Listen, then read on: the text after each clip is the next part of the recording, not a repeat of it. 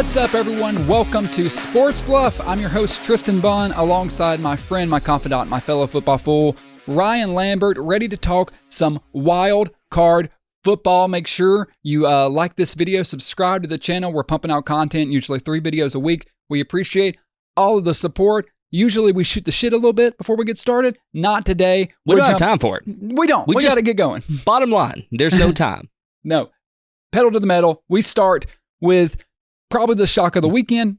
Speaking of pedal to the metal. Woo, somebody did, and that was the Green Bay Packers.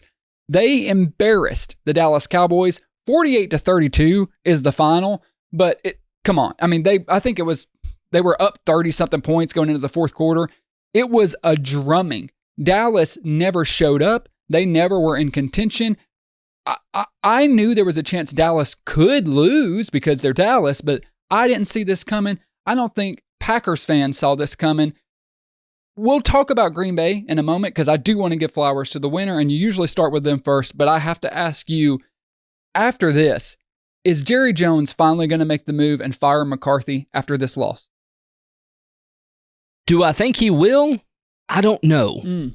You know, up until this week, I thought there's no way that Mike McCarthy goes anywhere, and I think, if I didn't say it, I at least thought it last week, that unless Mike McCarthy had an embarrassing performance, he was probably going to stay on as the head coach for the Dallas Cowboys. But this was embarrassing. The score looks closer than it was because I don't think Green Bay knows how to keep a lead. They kept their foot off the gas a little bit through the second half. They let the Cowboys creep in. And, you know, the score is kind of a little lopsided. It really, if the game ended at halftime, it kind of represented how that whole game went for the Cowboys. They couldn't get traction. Jordan Love was on fire. The Packers did great. We'll talk about them in a minute. Your question to me, though, was Mike McCarthy, should he be fired? Should he be kicked out of the Cowboys Stadium? In my opinion, yes. And let's look at why. Mike McCarthy's playoff performance, go ahead and pull up the graphic. It's been terrible, to say the least. He's had weapons all around him. The Cowboys have always been touted as one of the top offensive and even defensive positions in the league. Everything that they wanted, they had. And Mike McCarthy still can't get it done. 2021, they lost to the 49ers 17-23. The Bucs, they beat in 2022, but they turned right around and lost to the 49ers again. And then we saw just this week, they fell to the Packers in their worst loss in playoff history under Mike McCarthy. This team has got what it takes to be in the playoffs. They've got what it takes to win playoff games, but not under the leadership of Mike McCarthy. This is me talking, and I'm just a moron with a microphone. But I think the writing's on the wall, right? If you're a Cowboys fan, off with your head, Mike McCarthy. I'd feel similar if I was an Eagles fan today. Yeah, it's tough, man. And when you look at those playoff games, obviously the one win is against Tampa. That was Brady's last game, but that wasn't a good Tampa team. That was a, half-assed team that just won a really bad division. We knew with a 65-year-old quarterback. Right. We knew that Dallas was going to win that game. They handled it, and then they immediately failed the next week to San Francisco. I mean, that was a debacle, that 2021 game against San Francisco, and now this. I agree. I think that's it for Mike McCarthy. And it's tough, man. Like, it genuinely is tough because when you're going 12-5 every year, it's like, hey, we're gonna fire a coach going 12-5 making the playoffs. But it's the way they lost. Like you said, if they lose on a last-second field goal to the Packers, I think we're disappointed, or Packers fans are disappointed, but maybe that's it. But you can't go out and get absolutely outplayed, outclassed by, essentially a rookie quarterback. He's not a rookie, but it's his first year starting. He looked incredible. Matt LaFleur owned Dan Quinn. Took him to the woodshed. And there's something happened to Dallas more than the score. The same thing happened to them that I think happened to Philadelphia in the game against Tampa this weekend. It looked like they didn't want to be there, Ryan. From the first drive of the game, it looked like Dallas was unprepared. They were lethargic. They were unenthused. They weren't really trying to tackle. And then after that pick six, it was over. They just never got into the ball game. And unfortunately, that's got to fall on the head coach. How do you not have your guys ready to play? I can understand, you having trouble moving the ball, but you let Green Bay put up 48 on you. Is it somewhat ironic that the team that might have got him fired is the same team that he led to a Super Bowl? It's pretty ironic. It really is. It's pretty hilarious, actually. And what else out of this, too? Dan Quinn getting a lot of head coaching interviews. That's done. I don't think his phone's going to be ringing. Yeah. We've talked about this ad nauseum, but Mike McCarthy's himself. It's usually his fault why he doesn't succeed. And this is another case of being McCarthy'd. I don't think that Mike McCarthy has what it takes, at least at the Cowboys, and it's clear, it's evident. We have the facts to back this up, to lead this team to a Super Bowl. And we know that in the NFL, what is the ultimate goal? Well, especially for Dallas. Like, that's the thing. If you're at the Colts or something, they're not expecting a Super Bowl every year. But Dallas is that brand. Jerry Jones expects it. So you want to get to the Super Bowl. Well, and they're Tristan, not doing it. When you have teams like the Texans who come in with a rookie quarterback, a rookie head coach, young players everywhere on the field, and they win their first playoff game handedly, and you look over at the Cowboys who have all this star talent that have been together for 3 or 4 years now, under a head coach who's been there, done that in the Super Bowl, you have to demand more than what McCarthy is putting up. That's exactly right. And Green Bay's the youngest team in the league, by the way. Speaking of these young teams doing it, they just did it. They did it to Dallas. It's unbelievable. And it's crazy. Dak has the problems. We know he turns the ball over in playoff games, but you can still win games with him. The blunder on McCarthy is usually clock management and like crazy fourth quarter blunders. I don't know if I've ever recall seeing a McCarthy team, certainly in Dallas, that just looked like they didn't show up. I mean, they didn't show up, Ryan. And like you said, it's such a talented roster, especially on defense. They're talented, so it's unacceptable. I really do think this is almost a house cleaning, and the name circling, and rightfully so, is Bill Belichick. I hope it happens. I think this would be the perfect spot for Belichick to go and try to have his Brady moment. He's got a roster stacked with talent. Say what you will about Jerry Jones, he's actually a good GM. He drafts really good players. He brings in good players. They develop them. Their roster is fantastic, and it always is. Plug in Belichick, let him bring a coaching staff. Who knows what happens? I promise Belichick's not losing like this in a playoff game with that roster. Belichick's been connected with the Falcons recently. Yep. I think that if this job opens up, it's obviously the ideal place that Belichick would flourish, hopefully. You and I talked a long time about Belichick today, and I think this is a perfect opportunity, kind of alluding to what I said earlier. We need to see what Belichick can do outside of the Patriots, outside of the Tom Brady umbrella. Put him into a position to succeed with a super talented roster, offensively, defensively, with a great GM in Jerry Jones. As much as crap as we give Jones, he can get the players there. So maybe Belichick can make this America's team once again. I don't know. It'd be fun to find out, though. The Houston Texans destroyed the Browns 45-14. Another game similar to the Packers and Cowboys game. Wasn't close. Okay, really was never close, was never in doubt. You were riding Flacco high. I said I thought he would turn back into a pumpkin. He did. Yeah. He turned back into a pumpkin. But even before then, look, we can pick on Flacco. I'm really not. I'm not going to jump on you for that because he had been playing well. What I'm most surprised about this game, I knew C.J. Stroud was good. I knew but the Browns defense, unable to do anything, did surprise me. When we did our show, I picked the Browns, and after we got done recording, as the days went by, I started to lean more Texans. I don't even know why, but I expected Myles Garrett to make a difference. He didn't. Larry Tunsil shut him down. The Browns secondary got completely eaten up. Bobby Slowick put on a clinic. C.J. Stroud delivered. I'm not surprised Flacco made mistakes. I am surprised that the Browns defense vanished. Look, I am going to eat crow because I held Flacco to a standard that I should have never thought that he could have met. You know, it was insurmountable for him. It couldn't have been done. The story was just too good to be true, and I'm sorry. On behalf of all the fans we have out there, I'm sorry. I'll promise to never put faith in a quarterback over 40 again, even though he's 38, I think. But he seems like he's 45, and he played like it on Sunday. What the offensive coordinator for the Texans, Slowick, has done for this team and what he's unlocked in Stroud, the way he was able to carry Stroud out of that last game that we saw him play into the NFL without skipping a beat, it's been crazy. The Georgia game, Yeah, the Georgia game, where we saw what Stroud could be, right? Like, is this him? Yeah. Kind of helped his draft capital there a little bit. And, this team, when it plays and everything clicks, it looks like it's an unbeatable team. Right. The defense showed up. The offense, I mean, come on. Like, it was probably one of the best offensive games of the wild card weekend. No doubt. Ryan, they took their foot off the gas. They scored more points than any other team this week, I believe. 45 points. Packers scored 48. But 48, okay. Well, how about this? 2 semi-rookie in Jordan Love and rookie quarterback C.J. Stroud scoring the most points this weekend. How crazy. But the difference is the Browns were supposed to be the best defense in the league and statistically the best defense of the past 5 years. Isn't it crazy? I just thought about this.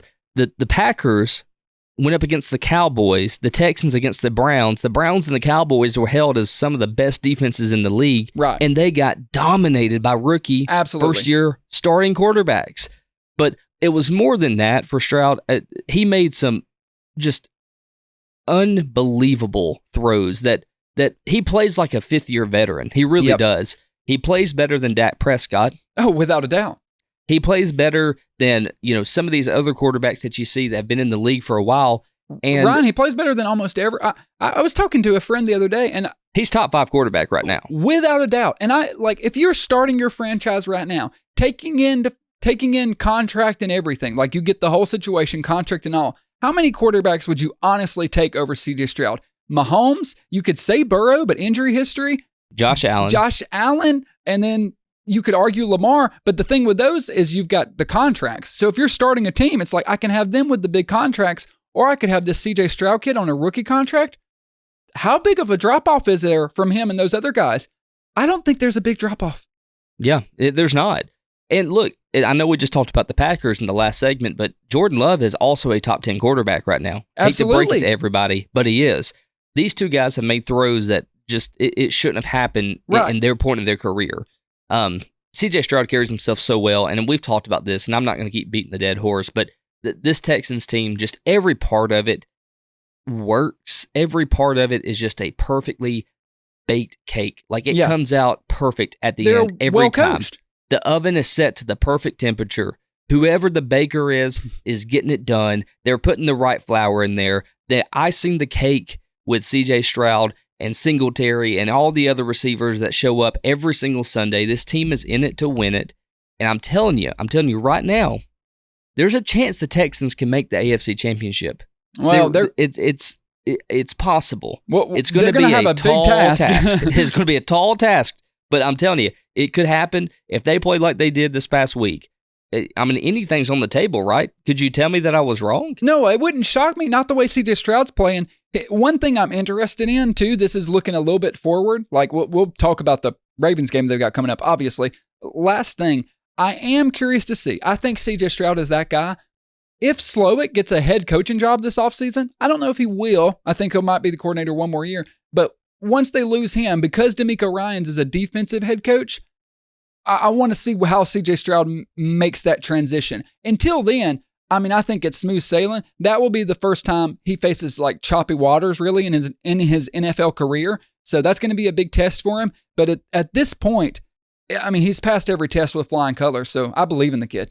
Yeah, well, look, Ryans and Slowick are both Shanahan tree guys, right? Yep. And they're just both really good coaches, as per usual. Shocker. But Slowick has already been requested to interview with several teams. So yeah. I think there is a big chance, because you got to think, after this weekend, after tonight, we may see 2 more coaching opportunities come available with the Eagles and the Cowboys. So there's the pickings are going to get slim pretty quick. And Slowick's one of those guys that, you could take a risk on, especially if you're a team like the Falcons or something. You could take a risk on a Slowick and afford to burn him in 2 years if you had to, if he doesn't pan out. Yeah, at least you're going to get elite offensive play calling. And that's more than a lot of these fucking head coaches give me, right? you can't be the Chargers and take a risk on somebody. The Chargers have to get somebody in there to work with Herbert immediately. Agreed. They have to get it done quick. And somebody like the Falcons, who knows what's going on there, who knows who their starting quarterback is, for God's sakes. You got to come in and you say, hey, we can take a risk on Slowick. If it doesn't work out, no harm, no foul. We'll move on. Right, Better than Arthur Smith. Yeah, absolutely. You're not what you're saying. A wet paper towel is better than Arthur Smith. I mean, for God's sakes. You're not wasting years on a rookie quarterback. So. Sure. Detroit, who won their first playoff game in 32 years over the Los Angeles Rams. And we got to watch it. 24-23. Hell of a game. Probably the best game of the weekend, honestly. Yeah. So I picked the Rams. You picked the Lions. My big takeaway is this. Red zone defense. That's the difference in the game. Yep. The Rams moved the ball at will, really. They had a bunch of big plays. In the second half, it was all Rams. I think the Lions scored 3 points in the second half, but the Rams only scored 6. Every time they got in the red zone, that Detroit defense, who we've been very critical of, they stepped up. Stafford was fantastic. Nakua was fantastic. Lions did a pretty decent job managing Kyron Williams. And at the end of the day, the defense did what they failed to do a lot during the regular season, and I think have vanquished their biggest test they might face up until the NFC Championship game. Sure. It's funny, we weren't even born the last time the Lions made and won the playoff game. So that's really special that we got to experience that. And I thought we weren't going to get to until that final play when St. Brown came down with the catch. I was happy for him. I was too. The Lions have to do better at staying ahead of the opponent, though. They do this often in the season where they let the opponent comes back, because first half was all Lions. The opponent comes back. The first half was all Lions. I mean, it was the Lions could do whatever they wanted to. They were running the ball well. They were passing the ball. Goff was doing great. The second half, the Rams showed back up and they said, hey, we still want a piece of this. But I think the will of this Lions team and all the fans there ready to experience history. That place was rocking. I don't think it was going to ever pan out for the Rams. I think the Lions would have dug down and found whatever it took to actually win this game. I'm really proud of them. I love what Dan Campbell has going there. Yep. And you can just see from this team how they play, that they play as a team, they play for Campbell. I want to spend a moment on the Rams because the Lions kind of did what they needed to do. I think everybody might be overreacting a little bit. It's not like Jared Goff played great. I mean, he did okay, but they didn't need him to do anything. Like, if they get into a dogfight where Jared Goff has to throw 45 times, they're going to lose. Okay, Matt Stafford was fucking dominant. Matt Stafford was the best quarterback on the field that night. Let's not get it twisted. However, I give the Rams knocked out and all. Knocked out and all. Oh, my ribs. Great move, by the way. So this seems like I'm going to take a shot at the Rams. I'm really not. I mean, we thought they'd be bad this year. Everyone did. No one gave them a chance to even make the playoffs. The fact that they're here is amazing. I love them. They were one of the hottest teams in football. I have to be critical, though, of Sean McVay. I don't know why coaches do this, Ryan. He burned 2 timeouts in the second half on plays that would have been a delay of game penalty. Okay, the first one was a 3rd and 11 that they ended up punting on anyway. The second one was the 3rd and 8. They did convert that one, but in the second half, in a close, 1 to 3 point game, the 5-yard penalty is better than burning a timeout. I'm not just pointing at Sean McVay here. A lot of coaches do this. I don't understand why they waste these timeouts in the second half to avoid a 5-yard penalty. You've got Matt Stafford and Puka Nacua. They can overcome 5 yards. I don't understand it. And honestly, man, that kind of felt like it was a big deal late in the game because they could have got another possession. Look, I knew you were going to talk about this, and I really don't have anything to add because I couldn't agree with you more. It was kind of mind-boggling, right? I mean, Sean McVay's been here. He's done this before. He's won a Super Bowl. Like, he knows how to play the game. It just seems and it feels like he doesn't make those mistakes a lot. No, maybe I'm wrong, but he's a young, smart coach, and he's won a Super Bowl. Yeah, because I was kind of I picked the Lions, obviously, but in the back of my mind, I was like, "Well, this Rams team is really good." Yeah. I thought that if he managed that better, that it could have gone differently. Yeah. Again, I still think the will of the Lions to win, it was going to be no, unbeaten. I'm with you. But I'm not saying it would have changed the game, but it would have, maybe gotten you a shot at the ball. And also, last point. Or I would say it could have forced Goff into a position to have to go make a play and make a mistake that's like exactly we've seen right. him do. That's such a great point. If not, get you a possession back, it could have made him make a 3rd and 12 throw or something. You know what I mean? Right. And then his last time out he had, the Lions ran a play, so it was going to be 2nd down. There was 2 minutes and 30 seconds. It was ticking down to the 2-minute warning, and he didn't use the timeout. He let it go down to the 2-minute warning, and then Goff completed the pass to St. Brown. It was over. It seemed obvious to me. You call the timeout there, make them do a 2nd down play, then the clock goes down, and after the 2-minute warning, there's only 1 snap, and it comes down to that. So I really think Sean McVay mishandled the clock in the second half of the game. However, not going to be too critical because he's won a Super Bowl. It's not something he does often, and the Rams probably shouldn't have been here to begin with. I mean, it was a good performance by both teams. I'm going to ask you this out of left field. We hear it all the time. We heard it last year, McVay talking about stepping away. Any chance he does that this offseason? No, because, and he said, I saw an interview with him where he was talking, I think after this game, where he said these young guys and this team has reinvigorated his love for football. And he acknowledged after last season, he was on the verge of being ready to give up because he knew they were facing a legit rebuild, having to start over. It took so much out of him. But he said that these guys, having such a young team, doing so well in the draft, they taught him how to love football again, and he fell back in love with the game. I think he's reinvigorated, and stepping away now would be silly when you've got so many great young players. I think he's going to come back next year and be a force to be reckoned with. The only issue on the horizon is Stafford and the age. But so his wife told him he had to go back to work. She said, honey, this mansion ain't paying for itself. I actually don't think he's married. But no, he is, to some girl named Veronica. I just looked it up. He got married in 2022, it says. So first time you've ever been prepared on this show. So that's it. Anything can happen. Look, when it comes to publicity and wives, I got it handled. You got TMZ and a tab always open. I sure do. Let me bookmark that right now. Tristan, we just wrapped up talking about the Packers destroying the Cowboys. They head into San Francisco to take on the 49ers this weekend. Yep. Tell me what you think. Walk me through this matchup. Let's talk about the quarterbacks a little bit too. Yeah, so I hate to break it to Packers fans. It's not going to be easy, okay? It's not going to be easy going into San Francisco, knocking off this team. This has been the 49ers, most people thought was the team to beat. They were unbeatable until the Ravens pulled down their pants and spanked them for being naughty. Since then, though, 49ers got back to business. Most people didn't expect the Packers to make the playoffs, me and you included.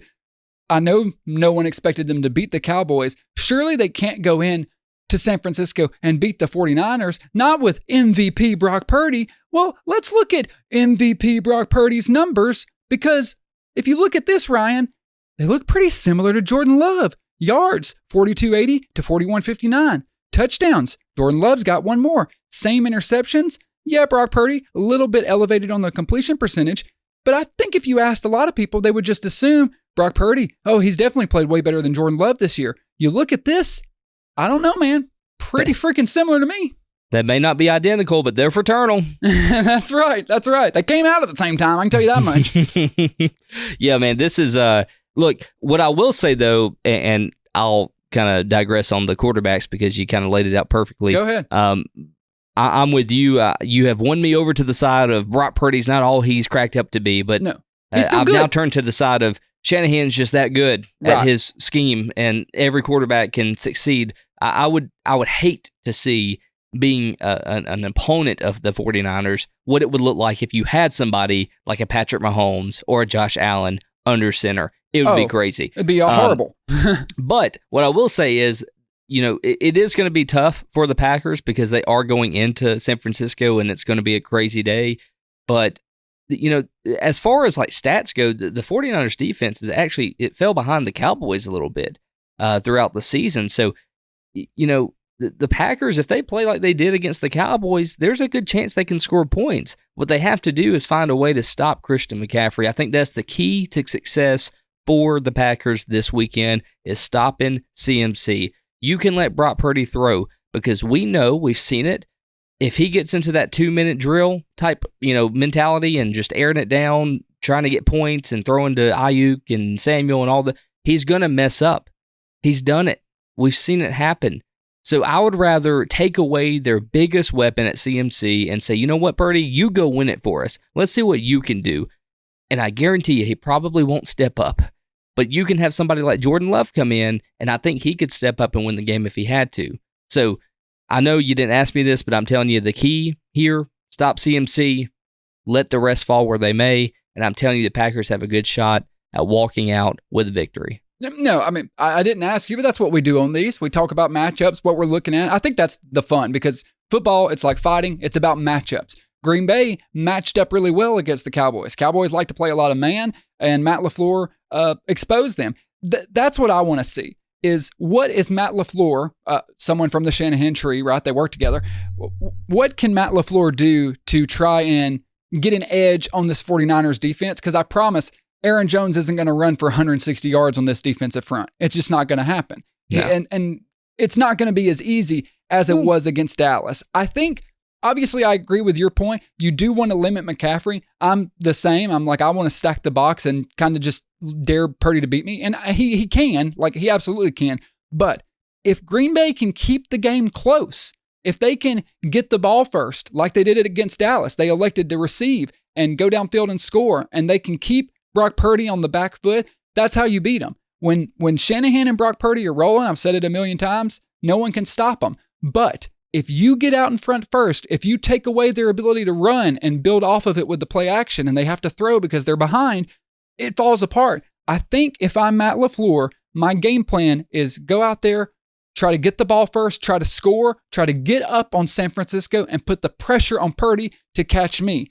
If Green Bay is playing catch up all day, they don't stand a chance. I think they have to get out to an early lead and disrupt San Francisco. So, to your point, as of Week 18, the 49ers were third in rushing defense compared to the Cowboys, who were 16th. Yeah. But where it changes is the 49ers are ranked 14th at passing defense compared to 5th for the Cowboys. So when you stack these matchups side by side for Green Bay's opponent, what it looks like is going to happen is Love is going to have to carry this team to the victory. I don't think they can rely, like you said, on Jones or Dillon or whoever they want to start at running back. I don't think that they'll be able to run against the 49ers. It's just that their line is too dominating.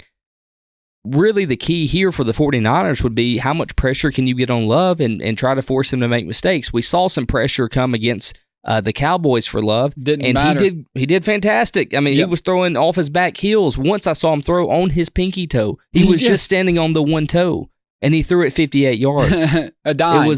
I couldn't believe it, but I watched it happen. And so, because the guy on the other side of the ball isn't going to be able to do that. Brock Purdy can't do that. No. And the reason I say that so confidently is because I haven't ever seen it happen. No. Brock Purdy is, and I don't mean this isn't a negative. He's a system quarterback, but he throws with great anticipation. He really does. Like, it's when you disrupt him, things fall apart. We've seen Love make plays when he's disrupted. We've seen him maneuver in blitzes and deliver dimes.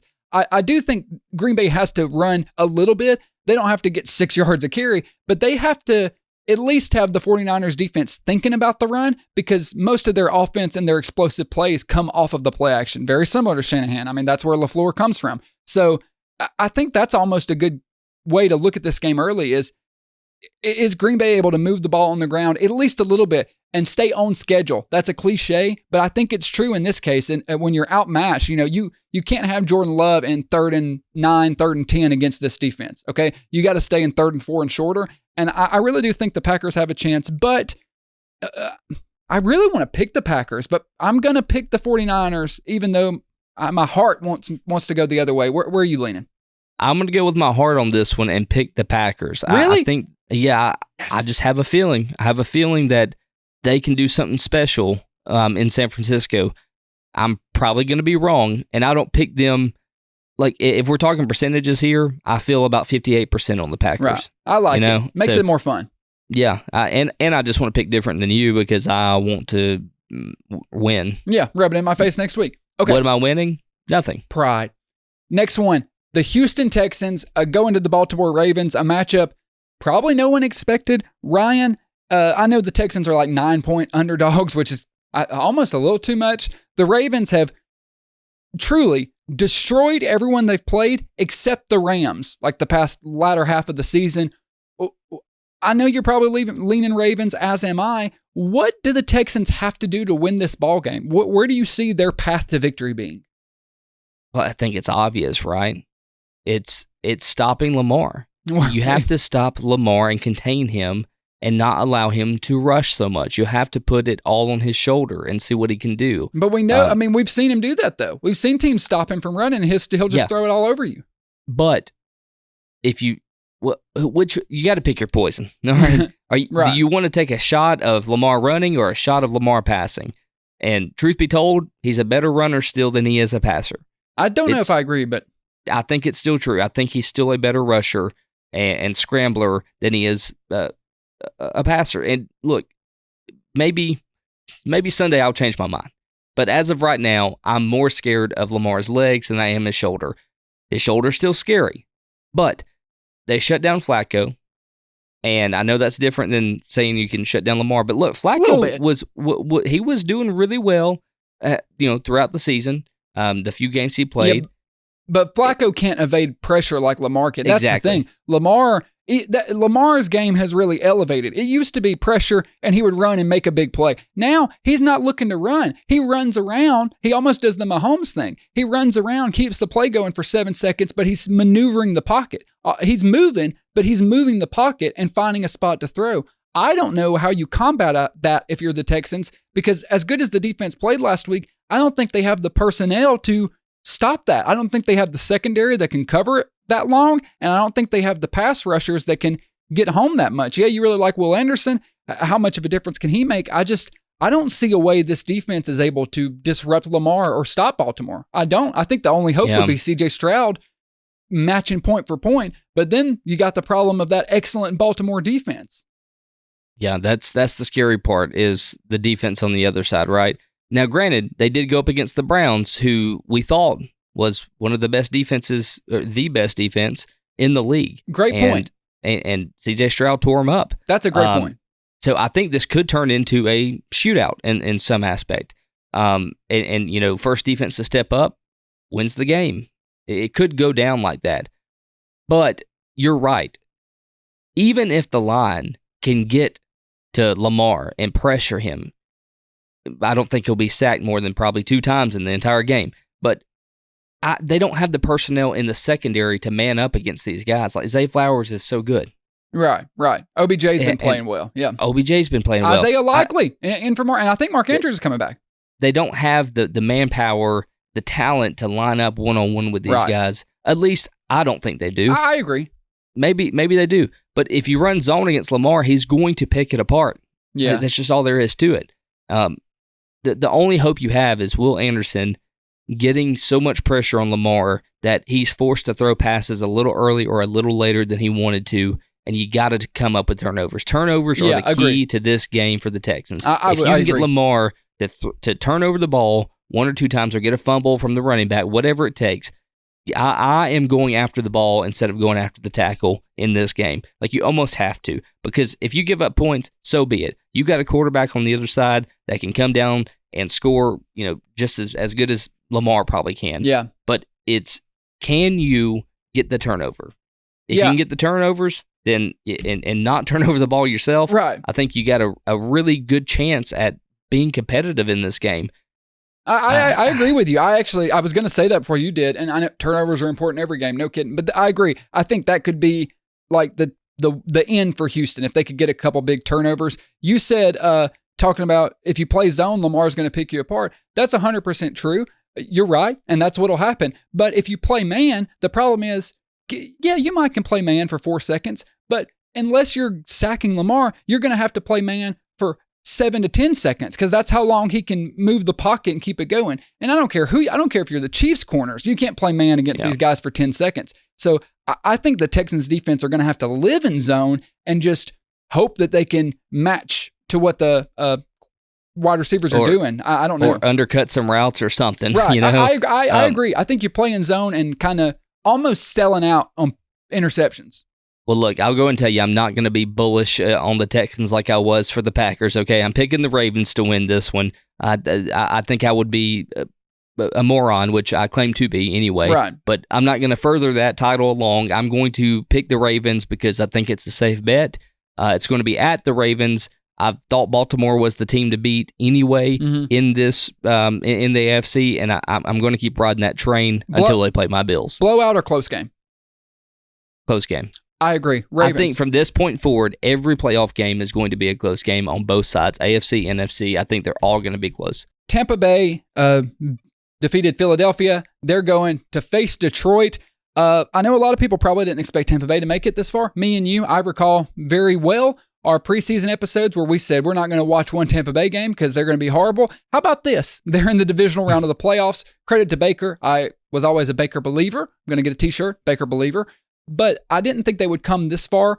I think even though Tampa's good and they've made it this far, I don't see any way they can beat Detroit unless Detroit beats themselves. I think you've got to be excited if you're Detroit because you have gotten the best matchup you could possibly get. You already destroyed this team earlier in the season, like 20-6. I think all the Lions have to do is not mess up, and you're going to a conference championship game. That'll be a sight to see, won't it? Won't it? I think that you and I both thought that the Bucs had a good chance of beating the Eagles last week. Didn't we pick the Bucs last week? We both picked the Bucs. The Eagles were a disaster. So look, for all the crap we gave Tampa Bay preseason, at least we picked them to win this game, and they did. And look, if it wasn't for Mike Evans dropping, 2 or 3 beautiful passes from Baker, they would have won by a lot more than they did anyway. Sure. Look, Mike Evans has to step up, and he has to prove that he's a top 10 receiver like I believe he is. Baker played on point today, even though we thought he was hurt. Who knows what that was about, but he played on fire. Like the first drive, first throw even from Baker, we were both like, well, he's all right. He's playing fine. White was running great tonight. The whole team was just clicking on offense. Defensively, they had a couple of struggles, but ultimately they really shut down the Eagles, which really hasn't been that hard the past few weeks. No, the Eagles have been a shell themselves. Now you're going up against a team that has a will and a drive to win more than any other. The Eagles look like they just gave up. I mean, you talked about the Cowboys giving up. The Eagles look like they gave up about 6 weeks ago. Ryan, they did.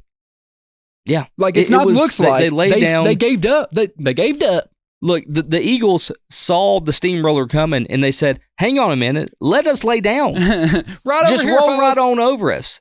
Like, we don't want to be here. Kelsey's out next year. Who cares? Yeah. We're fine. Just roll over us. Our quarterback has a dislocated something finger. I don't know which one it was. I saw 2 taped. Messed up finger. Look, I think Sirianni, by the way, should be out. Yeah. I agree with you. You said that earlier to me over text. I agree. You know this segment is Bucs Lions.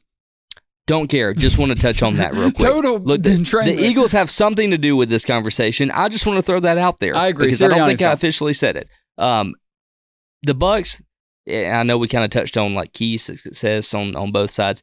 Look, for the Bucs and the Lions, I don't really know. I'm just going to be honest with you. I think it's a toss-up. Okay. It's a coin flip. I think they both have an equal shot at winning this. Really? I really do. Yeah, wow. Look how the Bucs played tonight. They actually played good. It was a couple of blunders that they need to fix. And then, look, they're a team that's on fire. Baker's playing at a different level. I still think the will of the Lions will ultimately lead them to victory. But, I still think it's a toss-up. I don't really know what one team has to do to the other besides the obvious, make the quarterbacks make mistakes. 2 mistake-prone quarterbacks here. I don't know if I would call Baker mistake prone, not anymore. I think Goff is up and down. Here's the thing. I don't think the matchup comes down to quarterbacks. I actually think it comes down to the run game because Tampa has been a bad rushing team all year. Yeah, they ran all over the Eagles. So does your Mama Joe, okay? Everyone can. I don't think they're going to be able to do it on the Lions. When they matched up earlier in the season, Tampa couldn't run on them. The Lions spanked them. That was when the Bucs wore the creamsicle uniforms, if you remember.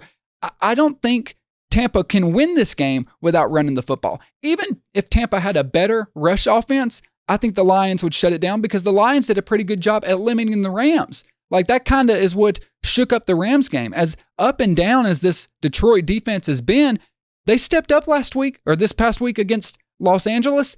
I just don't think the Buccaneers have the talent to get past the Lions. The only way they win this football game is if all that pressure that Todd Bowles loves to bring, if they get to Goff and force mistakes. I said it earlier, and I just think this is the best way to sum up this game. The only way the Bucs beat Detroit is if Detroit beats themselves. That's the only way I see it going. They're looking to make their first conference championship since 1991 when they lost to Washington. I think they're headed back, man. I don't see Tampa winning this football game unless it's a total collapse, which could happen, but I think it's unlikely.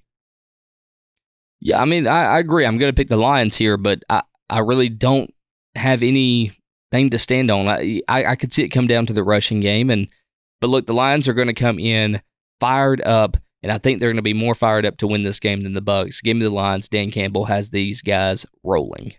Okay, it's time for the one we have been waiting on, the one we hoped we would get. There was a point in this season, Ryan, it didn't look like it was going to happen. For either one of our teams, For either one of us, and it didn't look like they'd be facing each other, but somehow we are here. We are in the matchup I know you and I both secretly wanted. I'm setting up for this one. The Kansas City Chiefs are heading to Buffalo to take on the Bills. The first time ever Patrick Mahomes is having to go on the road in the playoffs, which is an insane stat in and of itself. Buffalo looked really good against Pittsburgh. Messed around at the end, almost let them come back. The Chiefs looked the best they've looked all season, you could say, against the Dolphins and the snowstorm or whatever that was. I will hand the floor to you first, my friend. I know you're going to pick your team. I know I'm going to pick my team. That's not the fun of the segment. The fun is, what do you see the key of the game being? Where do you see the matchup? What are you looking for in this game? The floor is yours.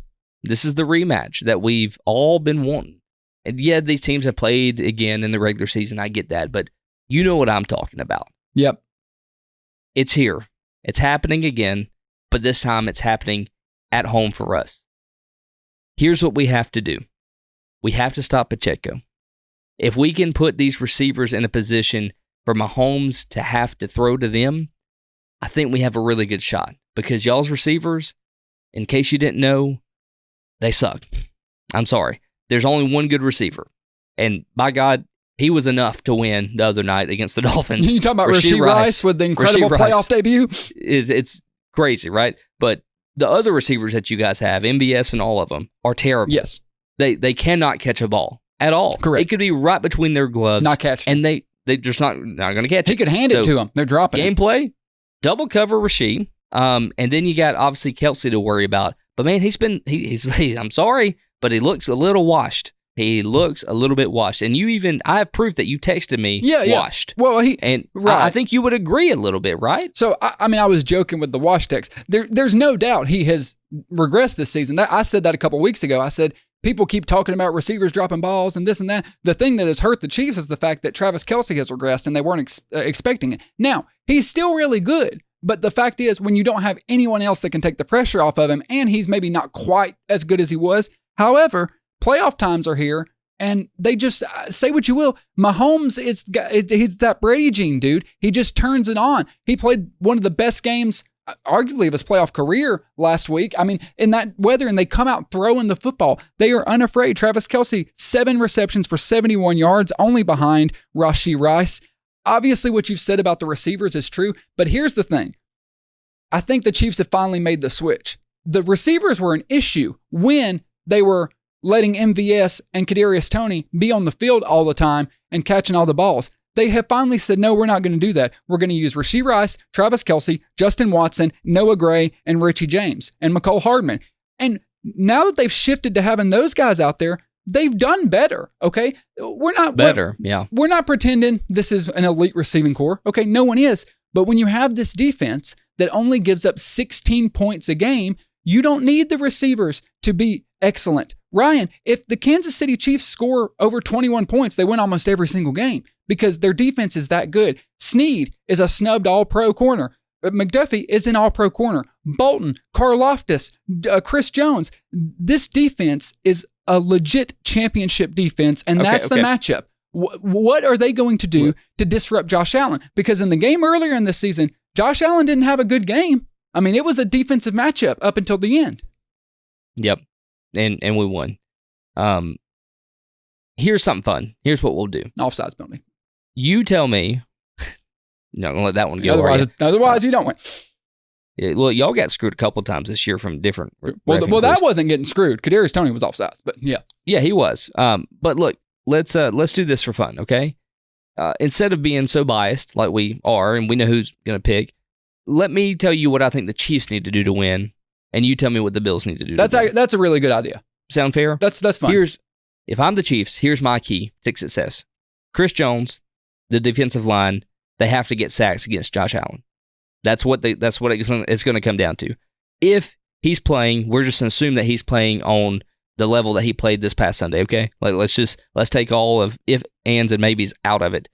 If he's playing at this level, which I assume he will be because it's playoff and he needs to, Chris Jones, they have to get pressure. They have to get sacks. They have to take away the second and short opportunities and make them third and longs for the Bills. That's what they have to do. They got 3 sacks in the regular season game this year. I think that's what they have to do. If they can do that, I think it may disrupt the Bills enough to give Josh Allen that ghostly look on his face that he gets when he doesn't know what to do and the game's put on his shoulders. I just think that, but again, these teams play different than they have all year. Anything that we're saying right now really doesn't matter because when these two teams play in the playoffs, we know what it has the potential to be. Some of the greatest games we've seen in the past 5 years, it was the Chiefs and Bills with a 13-second game, right? I mean, that was one of the best games I've seen in at least the last 3 years. A very different game than I think what we're going to see this Sunday. That was an offensive shootout. I think this could be a defensive battle. I think it's going to be low scoring. So I agree with what you said. I think it does come down to the defensive line, and I think it comes down to sacks and disrupting Josh Allen. I know the secondary is going to be there. I know they're going to limit it. The thing is, you got to limit Allen's legs. So let me say what the Bills have to do if they want to win this game. They have the advantage being at home. And I'm not just saying this because I'm a Chiefs fan, I really do think you're going to see that extra level of Mahomes. He's never played an away playoff game. He's going to want to show out. That's what he does. He played great against Miami. The problem with the Chiefs has been that they wouldn't embrace who they are. They had this great defense and bad wide receivers, and they were trying to be the Chiefs from 2 years ago. After that Raiders loss, they said, hey, maybe we should just run the football, punt, and kick field goals, and we'll win games. That is what has worked out for them. They scored 26 points last week doing it. Here's what Buffalo needs to do. It's not going to be easy, but I think Buffalo has to almost do what they did against Dallas and have a sound commitment to James Cook, because the one area where the Chiefs' defense is weak, and it is the only area, is rushing defense. I think they're like 12th to 15th in rushing defense. They're top 5 in every other category. I know it's going to be tempting to put the game in Josh Allen's hands, and you can do that in the big moments. When it's 3rd and 8, okay, let Josh Allen have at it. Similar to what I said earlier about the Packers, Buffalo needs to run the ball with James Cook and stay on schedule. And they can't be afraid when they run the ball on 1st down and only gain a yard and say, okay, throw. I think it has to be a legit, almost laughable commitment to the run game, because that is where Kansas City struggles. And we know Spagnuolo likes to blitz. We know he's going to be doing crazy stuff with the safeties. Those corners are going to be blitzing all the time. I think the more you run the game and the more you get that Kansas City secondary biting up, moving up, filling the box, then Josh Allen can hit you over the top. I think if you look in the 3rd quarter and Buffalo's not consistently running the football and staying on schedule, I think they lose the football game. It has to be a commitment to James Cook first and foremost. You mentioned do you agree scoring. Or no? I do agree. I do. I think James Cook plays a huge role in what I hope to be a victory this week. Right. You mentioned low scoring game. I think it's one of two things. It's either going to be low scoring from both teams, and who knows who wins, or the Bills are going to score way more points than the Chiefs. I don't think, and this is no shot at the Chiefs, but just speaking from this past season, I don't think the Chiefs have the ability to score 45, 50 points on the Bills. But the Bills aren't scoring 45 points on this defense. It's just not happening. No one has scored more than 23, 24 points all year. I'm It's just not saying, it's either going to be low scoring between both teams, or the Bills are going to score like 38 points. That's not happening. If the Bills score 38 points, I will change my name to Susan and do a podcast where I do the hula. But here's the thing. I'm not saying it has to be offensive points. Yeah, well, okay. I mean, I still negate the point. Like, it's just, in the Raiders game, it was defensive points. That's all the points scored. I don't think you're going to see Mahomes make huge mistakes. Is there a chance the receivers blow it? Of course. I'm not going to be shocked if that happens, but there's no way this gets into a 40-point game. If it does, I mean, the Chiefs are blown out if that happens, right? Because the Chiefs can't score more than 25. I mean, that's just the way it is. Yeah. I'm just saying, like, but the Bills don't blow people out. They also don't get blown out. But I'm saying Monday morning, if I saw the Chiefs scored 45 points against the Bills, I'd be more surprised than if the Bills scored 45 points against the Chiefs. That's all I'm saying. But here's another thing, and I'll kind of do a little bit reverse. I think the Bills have to force Mahomes to make a mistake, or have one of these receivers juggle a pass and pick off the ball. Like, I think that has to happen. Pacheco is not someone who fumbles the ball that often. So I think you have to force Mahomes to make a pressured throw or something like that, because you have seen that this year where Mahomes gets pressured and he throws a wild ball like he used to Tyreek Hill, and the receivers that he has now just can't come down with it. So if we can force him to do that, turn over the ball, I think that's, and then also manage the clock. Please, for God's sakes, manage the clock this year. We got to be able to do that. But you also have to watch and make sure Josh Allen doesn't revert to the turnovers, because he turned it over in their game earlier this year. That's one of the things about Josh Allen. He can force the ball, and I hope he doesn't do this. I hope, because it's going to be a low-scoring defensive game, I think both offenses are going to get frustrated. I hope neither quarterback gets too frustrated and forces something, because they both need to understand. And if I was Sean McDermott, I think Mahomes knows this. I think they finally, because that's the way they've been playing the past couple of weeks. But I think McDermott needs to say, hey, Josh, we're not trying to score 30 points. Like, if we score 24 points, we're going to win the game, okay? We're going to punt. We're going to play field position. We're going to kick field goals. Now, Kansas City's got an edge there because they've got the best field goal kicker and they've got the better punter, for sure. But I kind of think that's what it's going to be. I think it's going to be both defenses playing. Buffalo's defense has played well despite the injuries, and it's not like Buffalo has a lot of killer wide receivers either, okay? They just don't. These are both teams that don't have wide receivers. I think Buffalo's going to do a pretty good job limiting Pacheco, and sometimes the Chiefs and Andy Reid, they won't stick to Pacheco enough. If they start getting antsy and throwing the ball a lot, that could spell disaster. I think it almost needs to be a boring, balanced football game from both teams, and I think then you get in the fourth quarter and ask your quarterback to make a couple key plays. That's what both teams, I think, should do. Tristan, I want to talk about the Tennessee Titans, and I know that's probably not high on anybody's list to talk about, but let's do it. One of my dearest friends is a huge Tennessee Titans fan. Oh, really? He thought, Peyton. Okay. He thought that them firing Vrabel was not the right move, and I've heard many Titans fans say that. Maybe Vrabel wasn't the problem. Maybe some people like Ryan Tannehill was. But I digress. What I want to know from you is, do you think that Vrabel is one of the top coaches in the NFL right now on the market? Okay. I'm going to kind of hedge my bet here, okay? Because I have two answers. One answer is, the answer is it depends on what team you are, okay? If you're a team like Atlanta, the Raiders, maybe even the Commanders, although they have a high draft pick. I think if you're a team like that that's just constantly in, mediocrity, picking 8 to 10 every season, I think Vrabel's a great hire. The Titans were irrelevant before they hired him. I think he will take you to a solid level and be knocking on the door of playoffs every single season. However, if you're a team with a young star quarterback, I wouldn't hire a defensive coach. I'm sorry.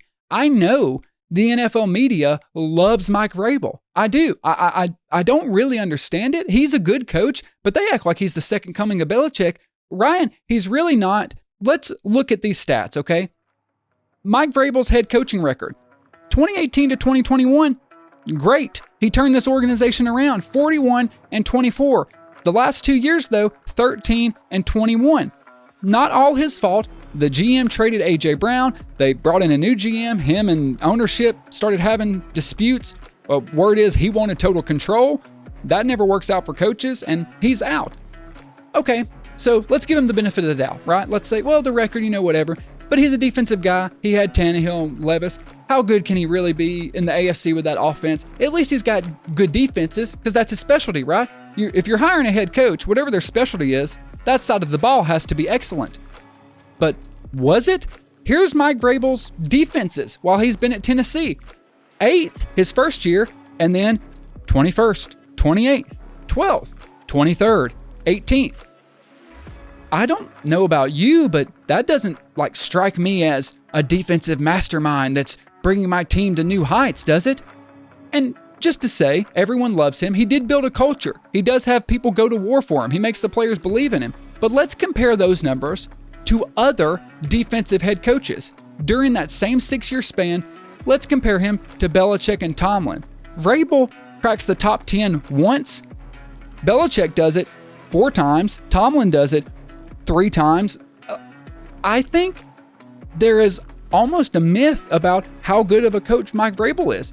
He is a good football coach. He's a culture builder. He has these guys buy in. He's kind of like Tomlin. The teams always play tough for him. The difference is Tomlin, being a defensive guy, usually has a pretty good defense. Mike Vrabel is supposed to be the defensive wizard. That's his side of the ball. And only once in his 6 years at Tennessee has he had a top 10 defense. I know everyone loves him, but am I the hot take guy here, or do you see what I'm saying? I see what you're saying. And look, the facts back you up, right? Your points are valid. And that was a great breakdown. However, I don't know. I think Vrabel's still a good head coach. I do too. We've really only seen him, kind of shine at the Titans. We haven't been able to see him anywhere else, and we're going to get to do that because he's going to find a position somewhere else as a head coach. Absolutely. I mean, somebody's going to pick him up. I thought it would be the Patriots, but they seem to be stuck on Jared Mayo. And so let's just let them make their own mistakes. I think Vrabel would have been a great fit at the Patriots because he has the team. He's played there. He won Super Bowls there. He's just well known and well liked. He sure was locking him a couple weeks ago. He was maybe on his knees a little bit. But what I will say is I think there was a whole lot of back office stuff that happened. Amy Adams Strunk and Rand Carthen, I don't think Rand and Mike saw eye to eye. I think there's a whole lot of bickering there. I don't think the GM history for the Titans have not really set them up for success. Vrabel had very little control over any of that, it seemed. And I think that really wore on him over time. And he was kind of to the point of just throwing his hands up and saying, well, if this is what you're giving me, there was really no help from anywhere higher up for him. No, you've prefaced everything you've said by I think. Ryan, you don't think. That's just correct. Well, everything you said, it's facts, right? It's 100% correct. There was an article in The Athletic this past week. I wish I could remember the author because it was so good, but it kind of broke down what happened with Vrabel and Amy Strunk. Amy Adams Strunk. Weird name. And that's coming from the guy whose last name's a coffee maker. So anyway, kind of to break it down the way he did, when the previous GM was fired, not Carthen, but the guy who traded A.J. Brown, when he was fired, Vrabel wanted someone promoted from within to be GM. The same guy that ran the 2023 draft. His name's Cowden, I believe. And Vrabel also wanted full control over the roster. He thought he had earned it. I think no coach should have full control over the roster. We've seen that be a mistake in New England. You should have a GM. I want the coach to coach. He can have a say, but we want a GM. When Carthen was about to be hired, Vrabel told Amy Strunk he didn't think Carthen was ready to be a GM. That rubbed her the wrong way, and apparently his visit to New England really rubbed her the wrong way. So he did a couple things that got under her skin, and they never talked it out. It started to fester. I know a lot of people say Vrabel got fired, and he did, but it's kind of like saying, oh, the kid got expelled from school, but he went and pulled down his pants in front of the teacher and pissed on the wall. He kind of wanted to get expelled from school. You know what I mean? Yeah. If you're writing graffiti on the teacher's desk and, oh my God, how can we believe our little Billy got expelled? Well, yeah, look at what he did. I think it's a similar situation. I think he wanted out. I think they wanted him out. I will say so you're 100% right. Everything you said is exactly what happened. And there was the front office stuff, but I don't like that he was in there asking for full control over the roster. I get it to some degree because they've made a lot of roster blunders while he's been there, but I just would never want my coach having that. Well, I think that's also maybe a little inexperience on his behalf. I think maybe he was asking for too much, and he just doesn't really know how to kind of navigate that situation too well yet.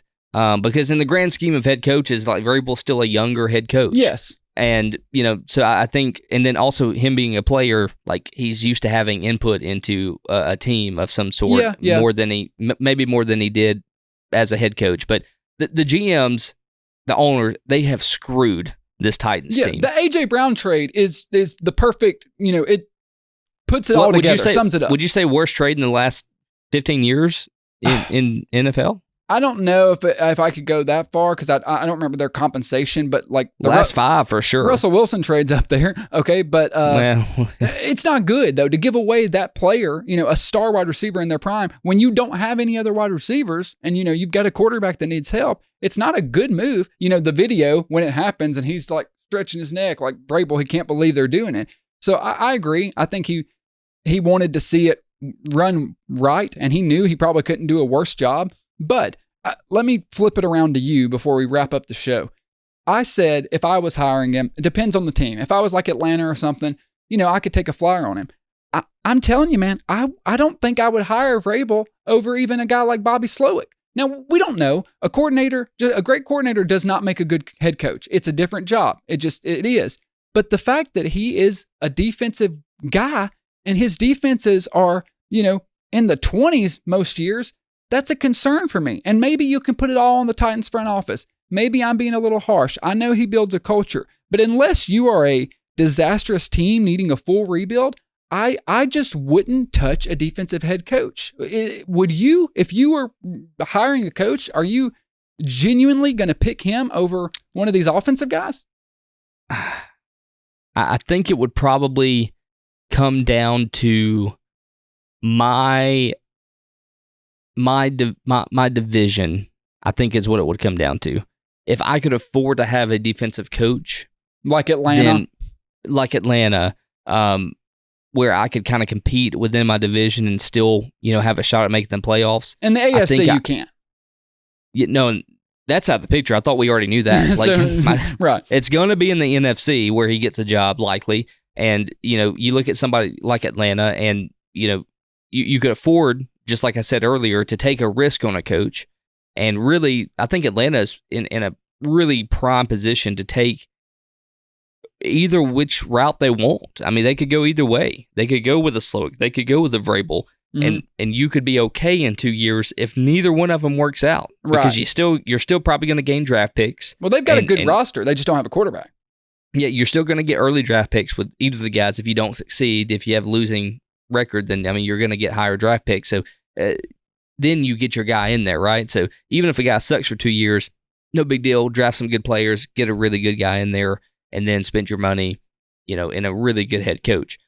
But it's always a risk picking a defensive guy in 2024, man. Like it's a huge risk because it's an offensive league right now. Right. And even the NFC is starting to turn a little bit toward the offensive side of the ball. We saw it more in 2023 than we did in 2022. Sure. 22, NFC was like a defensive league all the way, and the Eagles were just the offensive powerhouse.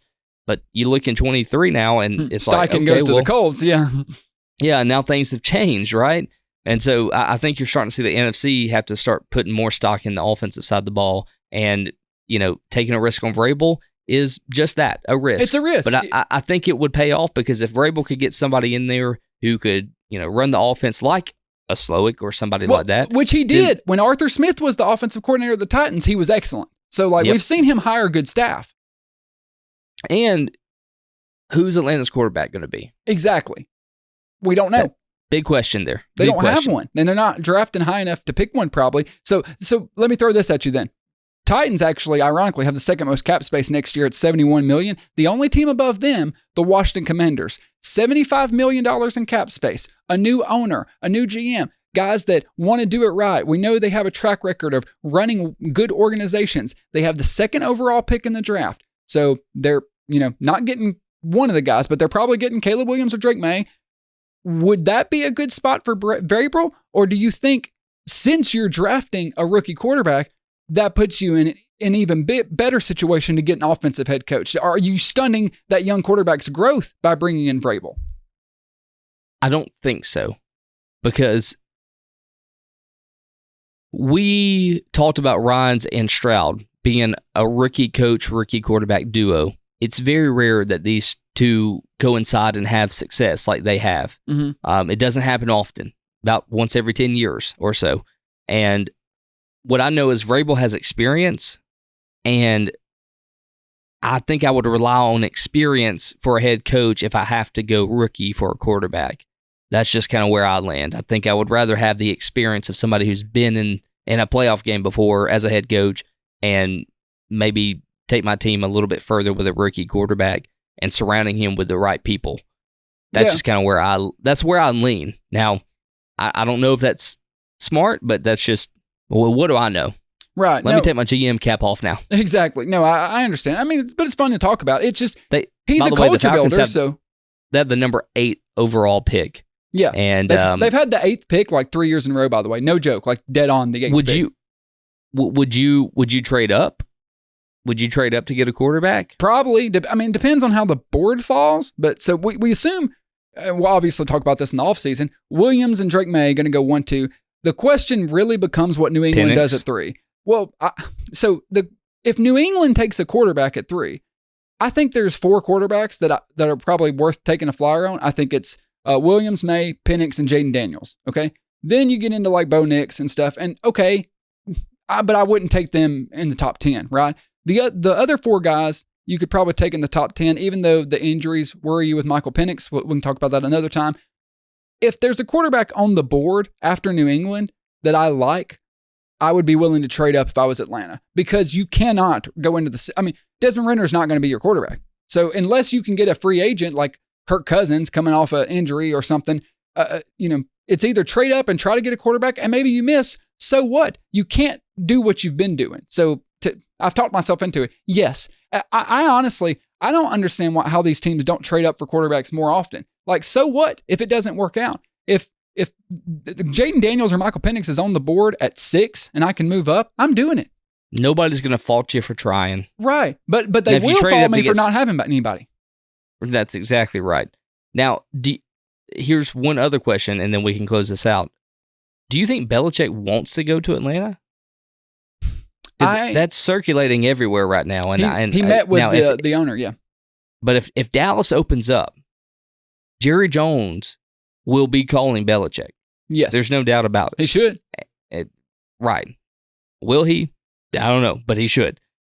He's a smart man. I think he would. You're saying if I was Belichick, would I want to go to Atlanta? Or like, yeah, like where Belichick is in his life right now. I mean, 72-ish, right? Yeah. Somewhere around there. Like, do you think he actually wants to? Because Atlanta's in kind of it's in a rebuild. Yeah. I don't think. Do you think Belichick wants to inherit that, or why would you when you could go to the Cowboys they have a Super Bowl team?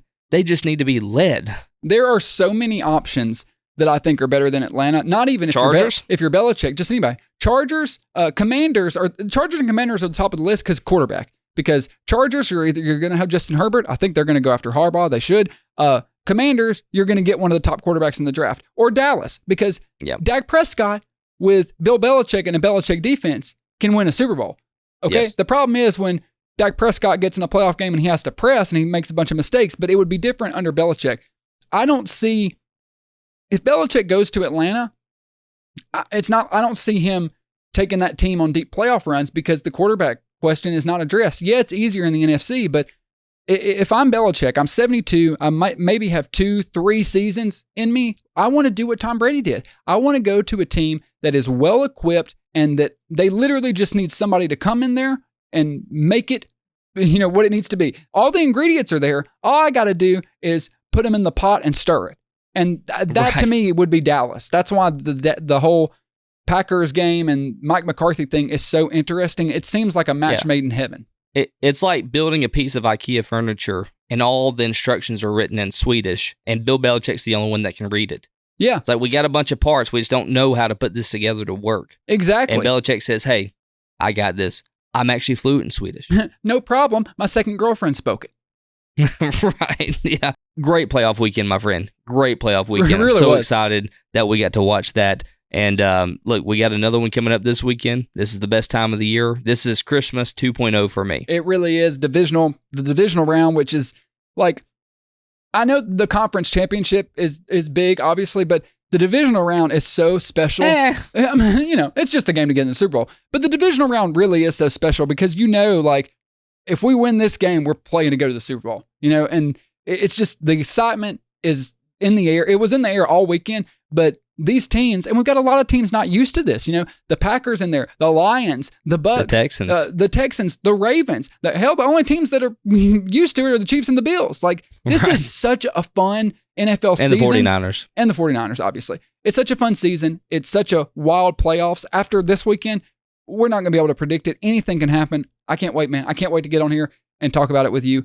Thank you guys for listening to the show. We appreciate it. Like the episode, subscribe to the channel if you haven't already. We will see you next week to recap the divisional round and talk about any coaching vacancies that open or are filled.